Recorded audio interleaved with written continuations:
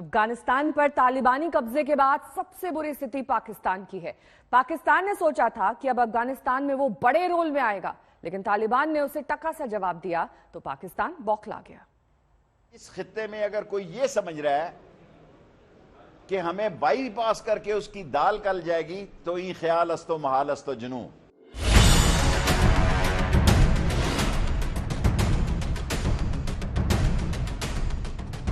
इसे कहते हैं खिसियानी बिल्ली खंभा नोचे। अफगानिस्तान पर तालिबान के कब्जे के बाद पाकिस्तान ने सोचा था कि उसकी लॉटरी लग गई, लेकिन तालिबान ने जब पाकिस्तान से किनारा किया तो सुनिए पाकिस्तान की फजीहत देखने लायक थी। सारी दुनिया हमारा एहतराम करे, हमारे बगैर इस खित्ते में हम चर्चिल पोस्ट पे बैठे हैं, हमारे बगैर इस खित्ते में अगर कोई ये समझ रहा है कि हमें बाईपास करके उसकी दाल गल जाएगी तो ये ख्याल अस्तो महाल अस्तो जुनू। पाकिस्तान एक चट्टान का मुल्क है और यहाँ की अफवाज, यहाँ के अवाम, यहाँ की हुकूमत, वजीर आजम इमरान खान दुनिया के साथ भी खड़े हैं और अमन के साथ भी खड़े हैं और दहशतगर्दी के ऐलान जंग में शामिल हैं। दरअसल तहरीक तालिबान पाकिस्तान के लिए सिरदर्द बना हुआ है। अफगानिस्तान में तालिबान राज के बाद पाकिस्तान को लग रहा था कि इस सिरदर्द से निपटने में तालिबान से उसे मदद मिलेगी, लेकिन तालिबान ने इसे पाकिस्तान का मामला बताकर किनारा कर लिया। ये लंबी बहस है और मेरे ख्याल में यह पाकिस्तान का मसला है और होना ये चाहिए कि पाकिस्तानी जनता, प्रशासन और धर्मगुरु इस पर कोई निर्णय ले, क्योंकि ये मामला हमारा नहीं है। पाकिस्तान पर तालिबान को शह देने का आरोप लगता रहा है। इस तरह के आतंकवाद के लिए पाकिस्तान की सरजमीं उपजाऊ जमीन बन चुकी है।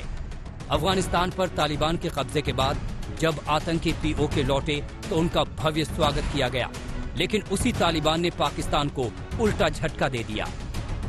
और इस वक्त आईएसएस जो है वो नूरिस्तान की पहाड़ों पे और कुन्नड़ और नगरहार के इलाके में टीटीपी भी होगी कुन्नड़ और नूरिस्तान की पहाड़ियों पे, लेकिन हमें ये यकीन दिलाया गया है और हमें पूरी तवक्का है तालिबान की हुकूमत से कि वो उनकी सरजमीन पाकिस्तान के खिलाफ इस्तेमाल नहीं होगी और अल्हम्दुलिल्लाह बॉर्डर पर पाकिस्तान की फौज मौजूद है। तालिबान के झटके के बाद पाकिस्तान को ये समझ लेना चाहिए कि आतंकियों का कोई दीन ईमान अपना पराया नहीं होता, लेकिन पाकिस्तान को ये बात समझ में आएगी, उस पर शक ही शक है। आज तक ब्यूरो। वहीं पाकिस्तान के पूर्व क्रिकेटर शाहिद अफरीदी की तो नए तालिबानी राज से उम्मीदें आसमान पर जा पहुंची हैं।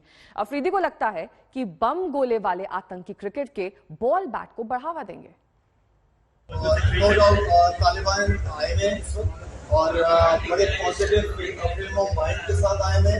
ये चीज हमें पहले नजर नहीं है और माशाल्लाह ये चीजें बड़ी जबरदस्त पॉजिटिविटी की तरफ चीजें नजर आ रही हैं कि लेडीज को काम करने की इजाजत, पॉलिटिक्स में बाकी जॉब्स की तरफ उनको मतलब इजाजत है एंड देन क्रिकेट को सपोर्ट कर रहे हैं। क्रिकेट सीरीज हो जाती है में बोर्ड की सिचुएशन सीरीज नहीं हुई। मैं समझता हूँ कि तालिबान क्रिकेट को बहुत ज्यादा।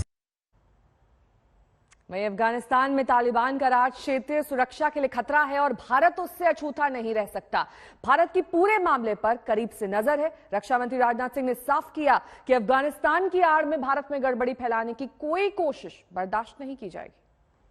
भारतीयों की सुरक्षा के साथ साथ हमारी सरकार यह भी चाहती है कि वहां बन रही परिस्थितियों का फायदा उठाकर देश विरोधी ताकतें सीमा पार से आतंकवाद को बढ़ावा न दे सकें। साथ ही कुछ और चिंताएं भी हैं जो राष्ट्रीय सुरक्षा की दृष्टि से चुनौती बन सकती हैं, मगर मैं आपको बताना चाहूंगा कि हमारी सरकार सजग है और हर तरह की परिस्थिति का सामना करने में हम सक्षम हैं। नभ जल थल